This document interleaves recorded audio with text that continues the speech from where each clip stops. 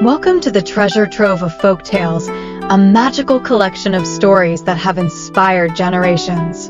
Embark on a mythical journey with heroes, fairies, and enchanting creatures, opening the door to a world of imagination and emotion.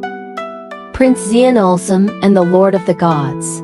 Once upon a time, in an ancient kingdom, in the midst of a golden desert, where the sun poured streams of hot honey on the towering castle towers, there lived a wise king named Salmon. He ruled with justice and kindness, and all the four directions submitted to him. Only one thing troubled King Salmon's heart. His only prince, Zein Alsamn, though beautiful as the moon, wise as a sage, had an unpredictable destiny. Prince Zein was born on the night of a falling star, a sign of the gods. In the sky that night, a deep blue halo twisted into a spiral, then exploded like a lantern. The magicians knelt trembling, whispering, "This child was marked by a supreme god. It will go through danger, through magic, to reach an ancient secret." Forgotten by the world. Zein grew up in love, but always with a feeling of insecurity. A strange dream kept repeating. A blue mountain peak, as if carved from the ice of the sky. In the middle of the peak there was a door of light, and behind the door was a voice, echoing as if from 1,000 worlds. "Zein Alsamn, it is time for you to pay your debt to fate." No one understood what that debt was. But Zein understood. One day, the dream would call him to embark on an adventure, crossing all boundaries between humans and gods. When the prince turned 20, a group of merchants from the north came, offering gifts to the king. They brought with them a wooden box containing the Wind-Eye Gem, a mysterious artifact only appearing in legends. When the box was opened, a silver light burst forth, and only Prince Zein saw what no one else saw. A giant figure made of mist tightening, his chains roaring. "Prince Zein, I, Hadram, Lord of the Gods, have waited for you for centuries." All the others saw only a sparkling light, but Zein saw the whole sky twisting. And the voice continued, "If you want to free your fate, if you want to understand the dreams of the long nights, go to the place where the wind never sleeps, Mount Azur. There the prophecy will open." As soon as he finished speaking, the light went out. The eye of the wind fell and shattered into ashes. King Salmon paled. He understood what had been foretold since the day Zein was born had now begun. But Prince Zein was not afraid.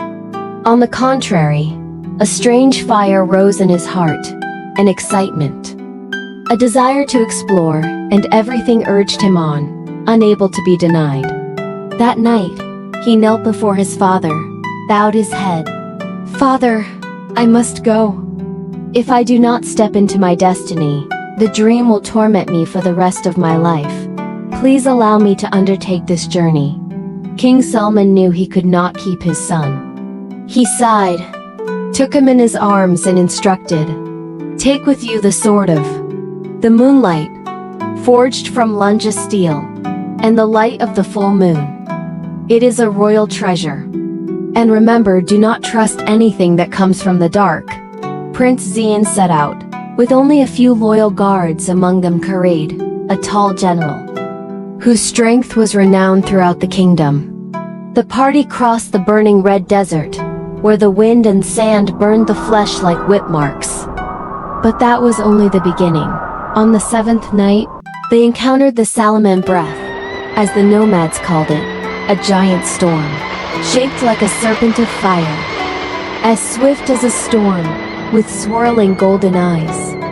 Prince Zein, following his father's instructions, did not draw his sword, but stood still, looking straight into those eyes.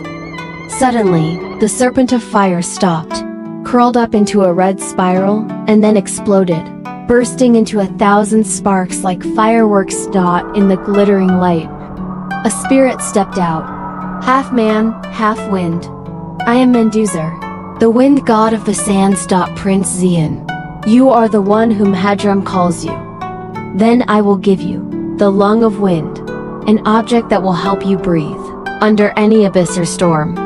But be careful, wind has two sides, salvation and destruction. The object melted into Prince Zein's chest, making him feel as if someone had lit an eternal wind in his chest. Arriving at the border of a strange land, they saw a city covered in darkness. The sunlight could not penetrate. The people always lived in fear because, since Princess Mirish turned 18, a demon appeared, sucking the vitality of the entire city. Zein decided to help them.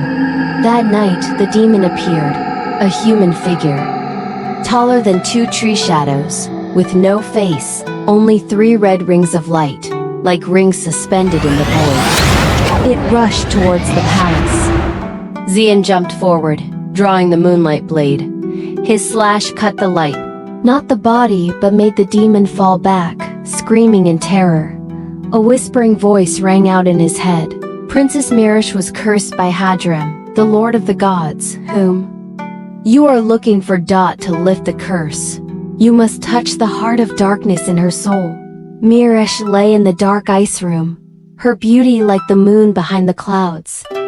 Zein placed his hand on her chest, where her heart was beating very lightly. Like a knock from afar. Suddenly, the red light circle in the room rolled up and attacked him. But he held his hand steady, letting the wind from his chest, the wind, lung, blow out, blowing away the demon's shadow. Princess Mirish opened her eyes, blue as the night sea. She whispered, "You have saved me, but be careful. Hadram, he is not an enemy, nor a friend. He wants to test you. Are you worthy to cross the boundary between gods and humans? After receiving thanks and farewells, Prince Zein set off again, carrying the feeling that he was stepping deeper and deeper into the testing net of that divine lord. Leaving the old town, Prince Zein and his escorts reached the shore. The fisherman's boat, taking them across the ocean. But the first night in the open sea, the water surface was as black as cold glass. From the depths, thousands of pale green phosphorescent lights, flashing like the eyes of creatures in the abyss. And from the depths of the sea rose a giant creature. The jade fish, a legendary ghost fish, long as a boat, jade green with stripes on its back, shining like coral branches. Its voice rang out like an underwater drum. Prince Zein Alsamn, Sir Hadram sends you a challenge. Cross the endless sea without fear. If you let your heart tremble, I will swallow you into the abyss. The boat shook violently. Waves as high as mountains crashed down. Courage used his strength to hold the mast. The others clung to the ropes. But Prince Zein stood straight at the bow, looking straight into the creature's eyes. A light wind escaped from his chest, causing the sea to split into a long groove, as if someone had used his hand to open the ocean's lips. The jade fish roared, then disappeared, leaving an unusually quiet sea.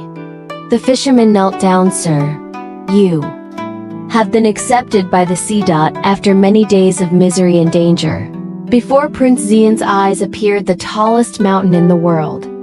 Mount Azur, its peak as blue as the eastern sky, surrounded by fog, as thick as a glass wall.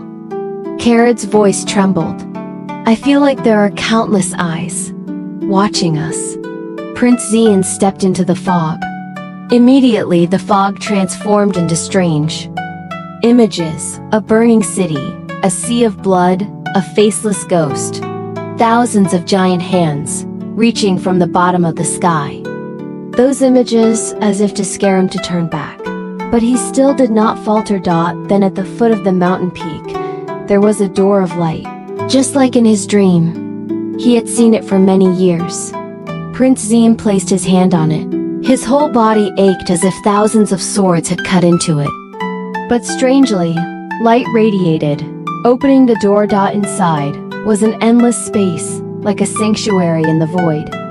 There were no walls, no ceiling. Only the sky swirling like a living galaxy dot, and in the middle was a throne of wind, a giant figure, not a man, not a demon, but a fusion of light, darkness and storm. Lord Hadram, Lord of the gods, he spoke in a voice that shook the entire space. Prince Zein Alsamn, you have finally come. Lord Zein then drew the blade of the moonlight. You have called me since I was born. So today tell me clearly, what have I come here for? Lord Hadram was not angry, nor did he laugh. You carry within you the lost part of my soul. Prince Zein was stunned. Lord Hadram continued. When I fought the dark god Abiz, thousands of years ago, I was seriously injured, and a piece of my soul fell to the mortal world. That soul fragment merged with your mother's soul before you were born. You are both human and a part of me. Prince Zein gasped. So, what must I do? You must choose.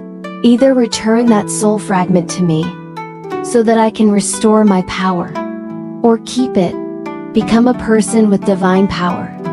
But at the same time, you will be hunted by the universe. Prince Zein was silent. But then he remembered the trials he had overcome, the cursed city, the haunted night sea, the red desert. All of them were not, so that he could become a normal person. He looked straight at Hadram. I choose to keep it. If I am born with that soul fragment, I will live with it. Space became still, like a moment without time. Then Lord Hadram smiled. I hope you say so. The light enveloped Zein, making him feel as if a new door had opened in his mind. When the light dissipated, Zein found himself no different, but something deep in his heart had changed. A power that smoldered like fire and stone. Lord Hadram said, you will carry on my legacy, but not as a servant, but as an heir. Now return. Prince Zein, your destiny has opened, but the path has only just begun. Prince Zein returned, welcomed like a living myth, but he no longer wanted to live as a peaceful prince. In his heart and in Hadram's soul, there was a new calling. Many other realms were in danger. One night, when the sky was full of stars, Prince Zein stood by the castle railing. A small crack in space appeared before his eyes, shining like a knife, cutting into the night sky. From there, a voice whispered, Zein, prepare yourself. Many other mysteries await, more thrilling than anything you have ever experienced. Prince Zein Alsamn's journey is not over yet. That is only the beginning of the legend. And when Scheherazade, seeing King Shahryar's eyes widen more and more before the great adventure of Prince Zein Alsamn, she bowed her head slightly, her voice soft as silk. Your Majesty, if you want to know what happens when a prince with the power of half god and half man begins to explore the mysteries of destiny, then please listen to the story of Codadad and the 49 princes. The story unfolds royal secrets, deep conspiracies, and the journey of survival among those with the blood of the emperor. She smiled. If Prince Zein Alsamn is the heir to the power of the gods, then Codadad is the prince whose fate is to confront his brothers. Incomprehensible, thrilling, but heartbreaking and tragic. The tale has come to an end, yet the magic of these legends lives on in your heart. Keep dreaming and spreading the wonder.